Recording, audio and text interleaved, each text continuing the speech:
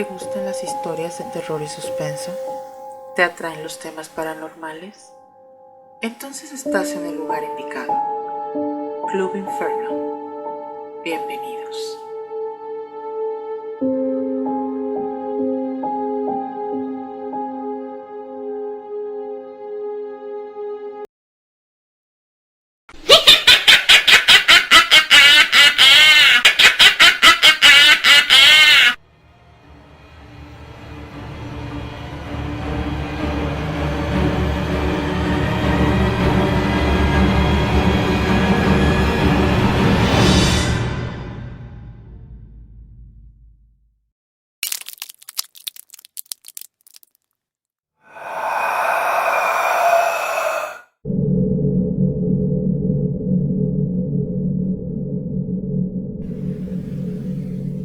Cuentos y leyendas de brujas, segunda parte.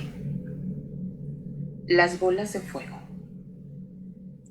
En los pueblos y comunidades que se asientan en los terrenos montañosos del centro del país, en la Ciudad de México, existe una leyenda curiosa. Mucha gente jura haber visto grandes bolas de fuego que descienden raudas por las laderas de las montañas, quemando los bosques e incendiando los pueblos. Algunas desaparecen en el aire y otras estallan iluminando la noche con resplandecientes brillos maléficos. Unas más saltan de un lado al otro encima de la montaña, llenando de terror a quienes tienen la desdicha de contemplarlas. Durante esas noches, la gente permanece en sus casas, porque no es bueno ver, y mucho menos toparse con una de estas bolas, que no son otra cosa que brujas que se transforman en bólidos infernales para hacer el mal. Recabamos el testimonio de un testigo presencial, a quien llamaremos la señora M, que resultó víctima de la asociación de una bruja con una vecina envidiosa. Siempre tuve problemas con mi vecina. Era una vieja sola y amargada, que no podía soportar que mi casa fuera más grande que la de ella, y miraba con odio mi jardín de árboles frutales. Se decía que esta vecina conocía a una bruja que vivía arriba en la montaña, en un sitio al que nadie se atrevía a entrar. Una especie de cueva donde la hechicera tenía sapos muertos con los cuales preparaba pócimas venenosas. Cierto día, después de un pleito especialmente fuerte porque mi vecina quería desviar el riachuelo que pasaba por nuestras casas para quitarme el agua, la observé desde la ventana. En las últimas horas de la tarde subió al cerro, al pie del cual quedaba nuestro pueblo, y especialmente mi casa, situada junto a la ladera, y ya no la vi bajar. Esa noche fue especialmente oscura. La media luna estaba oculta detrás de gruesos nubarrones. Mi esposo, mis hijos y yo estábamos acostados cuando de pronto escuchamos un gran estruendo que se aproximaba cada vez más. Salimos asustados al jardín trasero, que solo tenía una malla como barda. ¿Y cuál no sería nuestro horror cuando vimos a una gran bola de fuego que descendía a saltos y trompicones por la montaña, derribando árboles e incendiándolos a su paso? Venía a toda velocidad hacia nuestra casa. ¡Es la bruja!, grité. ¡Corran! Así lo hicimos y pudimos ver cómo la inmensa bola de fuego derribaba la malla y se detenía en nuestro jardín. Los árboles frutales comenzaron a arder y a nuestras voces de alarma los vecinos nos ayudaron a apagar el fuego con cubetas de agua. Casi todos los árboles del jardín se quemaron. El fuego no llegó a la casa de milagro, o quizá porque el padre Juan, el párroco de nuestra iglesia, acudió con un balde lleno de agua bendita y lo roció por toda la propiedad. La bruja fue interrogada por las autoridades, pero claro que nadie pudo probar que ella se hubiera convertido en bola de fuego para hacerme daño. En cuanto a mi vecina, nunca la volvimos a ver. Desapareció misteriosamente y como vivía sola, nadie pudo dar razón de dónde estaba. Pero yo creo que era tanto el odio que me tenía, que le entregó su alma a la bruja a cambio de destruir mi propiedad. La bruja sopilote. Cuentan que en los suburbios de la gran ciudad de México merodea a veces una bruja a la cual le gusta robar niños recién nacidos. Se le conoce como la bruja sopilote, porque muchas veces, después de cometer su fechoría, este ser maléfico se convierte en una de esas horribles aves carroñeras y se aleja por los aires llevando al bebé entre sus poderosas garras. Los escépticos dicen que esto no es más que otra leyenda urbana. Sin embargo, tomamos el testimonio de la señora A, la cual tuvo un encuentro cercano con esta bruja una noche que... Pero dejemos que es ella misma quien lo cuente. Vivimos en una unidad habitacional, en el último piso. Nuestro departamento da a la calle, y encima de él solo está la azotea. Ese día, no sé por qué, estuve muy inquieta. Ahora entiendo que fue un mal presentimiento, pero entonces no sabía yo la razón de mi ansiedad. Recuerdo que fui 1000 veces a ver a mi bebé de un mes de nacido para observar si respiraba. Mi esposo me dijo que yo tenía miedo de que se muriera de repente, como le pasa a muchas mamás primerizas. La cosa fue que esa noche hacía mucho calor, así que abrí la ventana, y a la luz de la luna, que estaba muy clara, me pareció ver volar a un sopilote, lo cual es extraño porque esas aves no aparecen mucho por aquí. Mi esposo había subido a la azotea a checar el tinaco, así que estaba sola en el departamento. Me senté en la cama para ver la televisión con mi niño en brazos, arrullándolo para que se durmiera. De pronto se fue la luz y en ese mismo instante sentí que algo me arrebataba al niño. Por instinto yo extendí el brazo y logré detenerlo por el extremo de la cobija que lo envolvía y lo jalé. El bebé comenzó a llorar. Quien fuera que me lo había arrebatado también tiraba de él hacia la ventana, pero no había nadie ahí. Era como una fuerza invisible que quisiera quitármelo. Al mismo tiempo percibí un olor horrible, como a carne podrida. Recordé entonces lo que una vecina me había contado de la bruja que se roba a los niños. Me levanté de la cama, todavía sosteniendo la cobija, y vi que el bebé estaba como acostado en el aire. Me eché encima de él y lo abracé con todas mis fuerzas, rezando en voz alta un Ave María, porque siempre he sido muy devota de la Virgen de Guadalupe. Y creo que ella me ayudó, porque de pronto la fuerza aquella que lo había jalado desapareció, como si lo hubiese soltado de repente. Yo caí de espaldas en la cama con mi niño muy pegado a mi pecho. También en ese instante volvió la luz y el bebé dejó de llorar. El espantoso olor a podrido comenzó a disiparse hasta que desapareció. Unos 10 minutos después entró mi esposo diciendo que allá en la azotea un sopilote lo había atacado.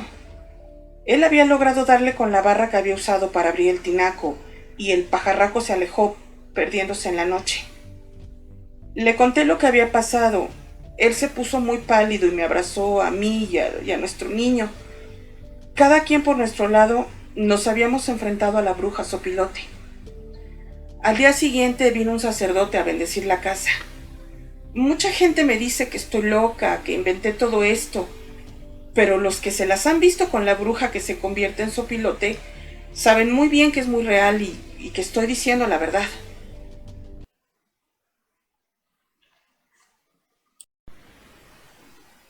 Sucedió en cierta parte de los Altos de Jalisco. Existía ahí la leyenda de que cuando nace un bebé, las brujas de alguna manera se enteran.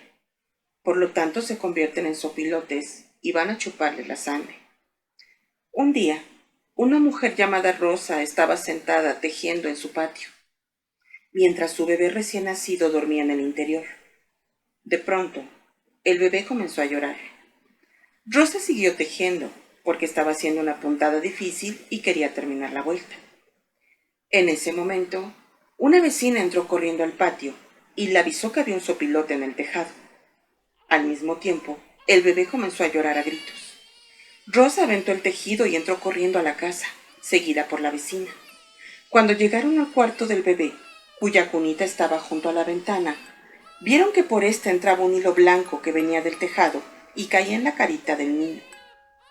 A toda prisa, Rosa se sacó las tijeras de delantal y cortó con ellas el hilo blanco. Entonces, del hilo comenzó a brotar sangre, y las mujeres escucharon unos fuertes aleteos. Se asomaron y vieron a un sopilote que se alejaba. Dicen que el hilo no era otra cosa que la lengua de la bruja, que ella utilizaba para extraer la sangre del bebé. Esta leyenda existe en muchos otros lugares del país, aunque a veces la bruja no es sopilote, sino guajolote, como en nuestra siguiente historia. Cuentan que en el pueblo de San Juan, en el Estado de México, un hombre transitaba en su camión por una solitaria carretera. Había ido a Toluca muy temprano a entregar una carga de fruta. Era la hora del pardear, cuando la tarde se convierte en noche y el hombre venía cansado. De pronto, vio el reflejo de algo negro que se le atravesaba y sintió un golpe en la parte delantera del camión, pensando que había arrollado un gato, o peor, a un niño. Descendió y vio que se trataba de un enorme guajolote negro, herido. El hombre lo levantó y lo echó a la caja del camión, con la secreta intención de cocinarlo al día siguiente. Siguió su trayecto y cuando ya era noche cerrada, comenzó a escuchar unos ruidos espantosos que provenían de la parte trasera del camión. ¿Cuál no sería su sorpresa al ver que en la caja no había ningún guajolote, sino una mujer anciana, muerta, con una mirada de odio en sus ojos vidriosos? Mal la pasó el hombre para explicar a las autoridades la verdad sobre aquella historia. La mocha. Le llamaban la mocha. Nadie sabe por qué. Quizás porque tenía poco pelo y pocos dientes. Llegó un día al pueblo de San Juan, acompañada de su hija, una muchacha que casi no hablaba con nadie, y se instalaron en una antigua casa abandonada a las afueras, cerca de la carretera. La gente decía que era bruja, porque tenía una mirada muy fea, y de su casa salían a veces olores raros. Al poco tiempo, algo horrible comenzó a pasar en el pueblo. Cuando un bebé nacía, un guajolote entraba en su cuarto y le extraía toda la sangre. Muchas veces persiguió a la gente al espantoso bicho, pero éste volaba y se metía por la chimenea de la casa de la mocha. Cuando tocaban, ésta salía y les decía que ahí no había ningún guajolote, pero no les dejaba entrar. Cuando el siguiente bebé murió sin gota de sangre en el cuerpo, la gente del pueblo ya no pudo más. Se reunieron y fueron a la casa de la mocha. La encontraron abierta, porque tanto ella como su hija habían salido. Los del pueblo entraron y comenzaron a buscar en la casa. De pronto, hicieron un macabro hallazgo debajo de la cama. Varias vasijas de barro llenas de sangre. Ahora no había duda. Enardecida, la gente salió en busca de la bruja, a la cual encontraron en el monte, recogiendo hierbas. Ahí mismo le cortaron la cabeza. Dando un grito que helaba la sangre, la cabeza cercenada rodó hacia la barranca, así que tuvieron que bajar por ella. Dicen que cuando tomaron la cabeza, ésta abrió los ojos y los maldijo. Entonces sentaron el cuerpo en lo alto de la barranca y le amarraron la cabeza con su rebozo. Un rato después, la hija de la bruja la encontró y al tocarla, su cabeza cayó y rodó. Cuentan que cuando velaron a la bruja, el ataúd estaba cerrado. La gente comenzó a rezar para liberar su alma de todos sus crímenes, pero en los primeros rezos, escucharon ruidos en el ataúd. Abrieron la caja y vieron que la cabeza de la bruja rodaba de un lado a otro mientras ponía los ojos en blanco y sacaba la lengua. Hoy, en aquella barranca, hay una cruz de piedra, pero dicen que por las noches, el espectro descabezado de la mocha se aparece maldiciendo a quien pase por ahí.